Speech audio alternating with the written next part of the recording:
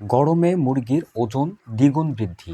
আমি যেই ৩টা পদ্ধতির কথা বলবো, আপনারা ১ মিনিটেই এই পদ্ধতির কথাগুলো জেনে নিন।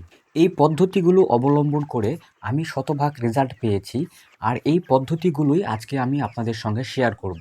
সাধারণত গরমের দিনে দুপুরবেলা মুরগিরা খাবার কম খায়, পানি বেশি খায়, যার ফলে মুরগির শরীরে প্রোটিনের ঘাটতি হয়। এতে করে মুরগির ওজন কমে যাওয়ার সম্ভাবনা অনেক পরিমাণে বেশি থাকে। এক্ষেত্রে আমি যেটা করি, আমি মুরগির যেন প্রোটিন ঘাটতি না হয়, সেজন্য আমি দুপুরের পানিতে চিটাগুড় মিশ্রণ করে মুরগিকে খাওয়াই।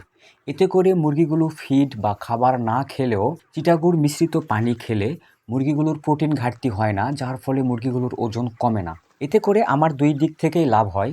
দুপুরের খাবার বেঁচে যায়, পাশাপাশি দুপুরের খাবার না খাওয়ার ফলে মুরগির যে ওজন কমে যাওয়ার কথা, সেটিও হয় না। আমি এই বিষয়টা আপনাদের গ্যারান্টি দিয়ে বলছি, আপনারা এই বিষয়টা অবশ্যই ফলো করবেন। আর আপনারা যদি শুধুমাত্র দুপুরে পানি পরিবেশন করেন, তাহলে মুরগিগুলো অতিরিক্ত পরিমাণে পানি খেয়ে পাতলা বা পানি পানি পায়খানা করে। এর জন্য মুরগিগুলোর ওজন বৃদ্ধি না হয়ে উল্টো আরও ওজন কমে যায়। পাশাপাশি আমি যেইটা করি, সাধারণত গরমের দিনে সকালে এবং সন্ধ্যায় আবহাওয়া ঠান্ডা থাকে। এ সময় আমি মুরগিগুলোকে পর্যাপ্ত পরিমাণে খাবার খাওয়াই। এছাড়াও মুরগিগুলোর যখন ওজন বৃদ্ধির সময় হয়, বিশেষ করে ব্রয়লার মুরগি ২৫ থেকে ৩৫ দিন, এ সময় এদের ওজন বৃদ্ধি পায়।